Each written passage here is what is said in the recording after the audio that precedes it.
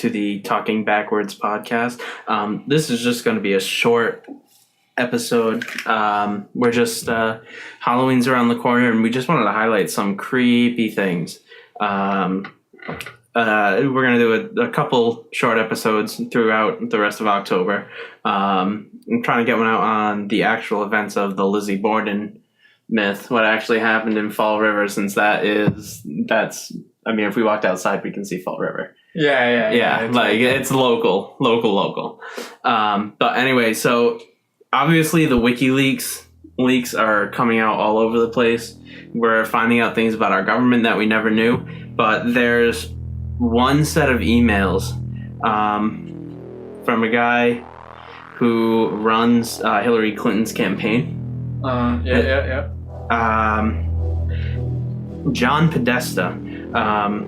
Like I said, he runs Hillary Clinton's campaign, and there are a few interesting emails from him to certain people in the Obama administration, stuff like that.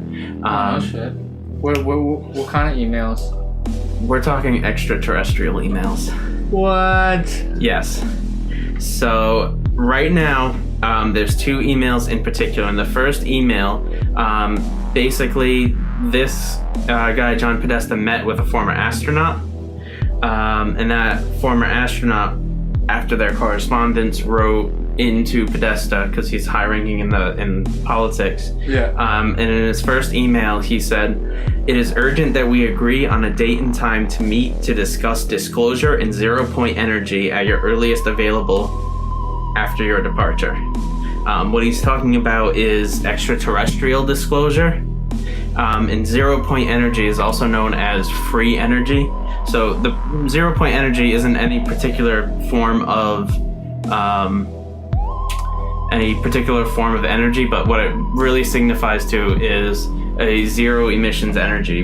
Whatever we use to build it is not taking any extra energy anymore to create energy. Yeah, so it's like kind of like the gravity engine, how that was supposed to turn out. Yeah, that sort of thing. It didn't use.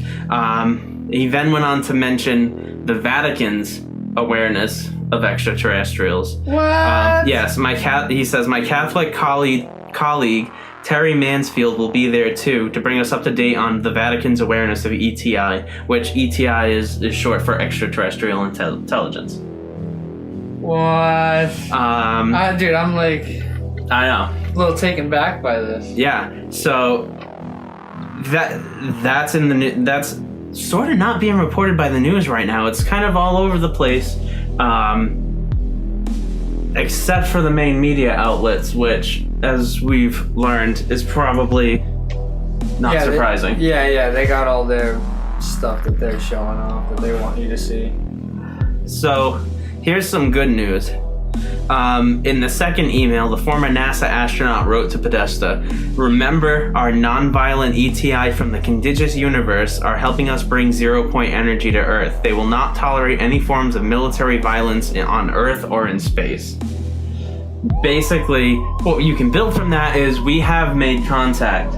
This group of aliens over the past however long, most likely from the 1950s on, after Roswell and everything, that sort of thing. You know, whatever was covered up, whatever wasn't covered up, I don't know how long this stretches back, but that's what's coming out of these emails. Basically what it's saying is we have made contact. This group of extraterrestrials have agreed to show us how to use this sort of power, this energy, 0-point energy. God damn it. Because you know what?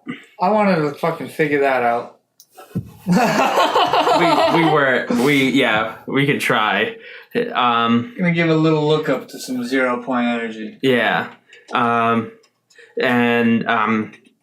Let's see. So this is just a quote from Brian O'Leary, who's a scientist, author, and Cornell physics professor, and he's a former astronaut. A quote from him about these new energy technologies. "If the new energy technologies were to be set free worldwide, the change would be profound. It would affect everybody. It would be applicable everywhere. These technologies are absolutely the most important thing that has happened in the history of the world." So... Dude. this is something that... Bring it fucking on. Like, honestly, I am so down for some new technology, like some crazy ass shit. Like, so here's a little bit of a more exciting part of it. And to back this all up, John Podesta himself, on Twitter back in February of 2015, he posted, "Finally, my biggest failure of 2014, once again not securing the hashtag disclosure of the UFO files. Hashtag the truth is still out there." oh shit. So, Well, we're playing Xbox. Whatever. Or PlayStation 4. 3. so whatever's going on, here's the thing. This is the first little glimpse we're getting of this. The first little bit of correspondence. WikiLeaks has been very smart about when they've what they've posted. Yeah. And they've been doing it slowly and letting the world realize slowly what's happening, because they know it would do the same thing that Edward Snowden's leak did. What Snowden's leak did, he leaked everything. And it was just a wash. There was so much information that a lot of it's still getting combed through. Yeah. What WikiLeaks is doing is they've done this, they've looked at everything and gone, okay, this is what we need to post now, and then give more information about it later. Later, yeah. So they got more information. So hopefully, because WikiLeaks has said they've only released 1% of his emails. Oof. All right. So Well then, if that's 1%, then yeah, there's probably a whole heaping pile of shit that fucking we don't even know anything about. yeah. And for the first percent, the first emails that we read, they have to do with extraterrestrial life and 0-point energy. That's huge. So imagine what the other freaking emails are. So what worries me about what's happening in the larger picture, what I'm seeing when I try to envision all this happening on the Earth at once, we have a lot of people who don't know about it, who are ramping up for a nuclear war right now. Yeah. And these extraterrestrial beings seemingly have explicitly said, we're not going to give this to you if this happens. And that's why, if this is real, if all this is going on and this wasn't just some hoax or something. Yeah, well, not exactly a hoax, but the astronaut Edgar Mitchell, the one who was emailing Podesta these things, he died earlier in 2016, which you could draw a lot of conspiracy theories about, but assuming it was a natural death,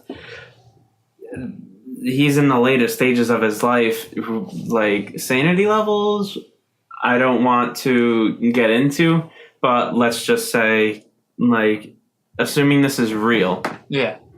What I'm seeing is a few people who have knowledge of this seeing the rest of the world dropping the ball on this one. We have a chance to secure technology that we don't understand. Yeah, if this is really going on, and this isn't just one big hoax or some shit, that's pretty profound, because and all these people are they can't circumvent the government. No, yeah, you can't do shit. And these people are in the government. So what these people are trying to do is, we need to declassify this. Everyone needs to know about this now, because it's going to change the face of the Earth, and we're about to fuck it up. Yeah. Now let's play with this. Let's just say the aliens aren't real. Then none of this matters. 0-point energy is still a thing.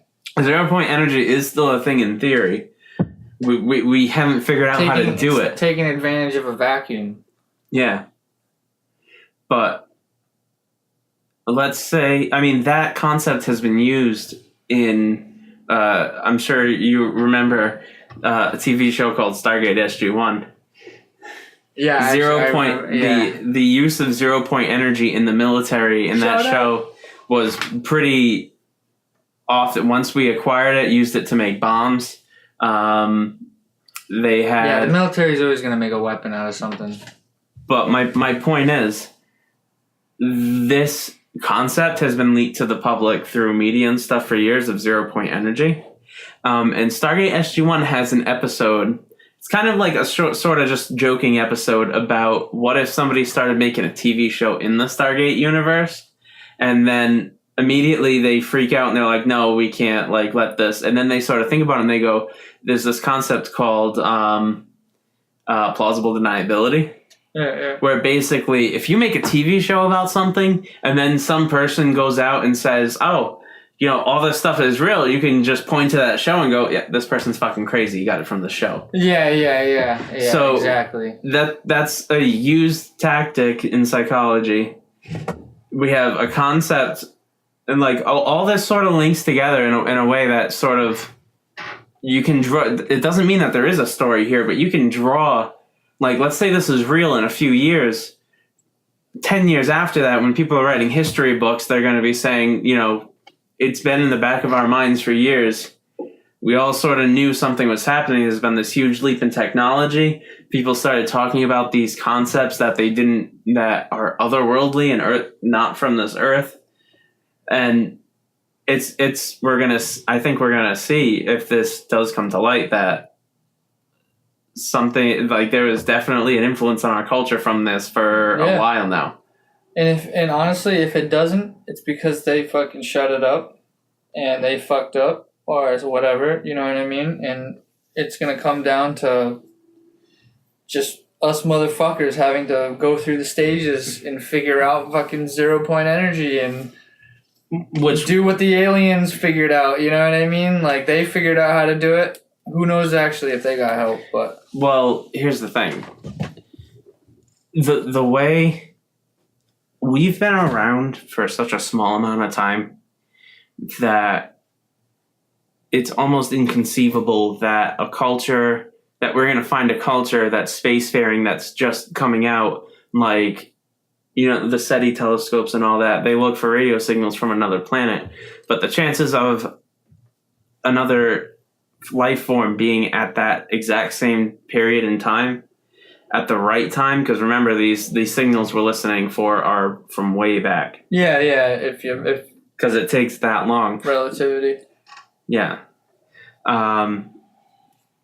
But basically there's a very small chance that whatever is out there is at the same technological level of us, which just pushes towards this idea that there's this technologically advanced.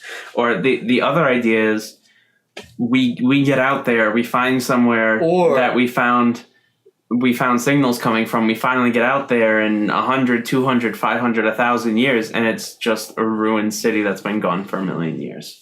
Yeah.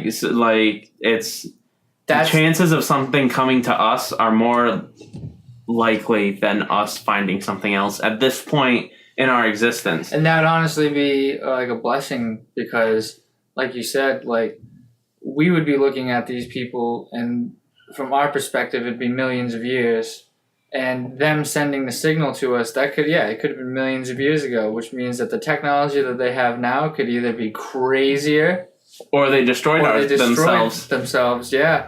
And then that group, for them to make it over to us, it would make sense. Who knows, like, if they're actually, like, the last, like, that was, like, they're, like, for us. If, like, we had to get off the planet and escape, like, an extinction, like, that was them, you know? And they came over here, just traveling the fucking universe, because it's so huge. Yeah. All right, well, that's it for tonight. Let's hope the world within a year or so is going to change very, very much, because I'm ready for Star Trek to happen. Yes, I'm ready for Star Trek, Star Wars, Mass Effect, Halo. I'm ready for it all, dude. Well, maybe not Mass Effect and Halo, because those are too serious. Those are too serious. About war. Yeah. But Star Trek, I mean, peace on Earth and all that. Well, technology, see? That actually brings us to our other podcast, what I'm not going to get into, because the other podcast is on what worlds you'd want to live in terms of video games. Yeah. So all right. So we got saving that for the next one. Yeah. So that'll be our third official episode. So I want everyone to have a good night and stay creepy.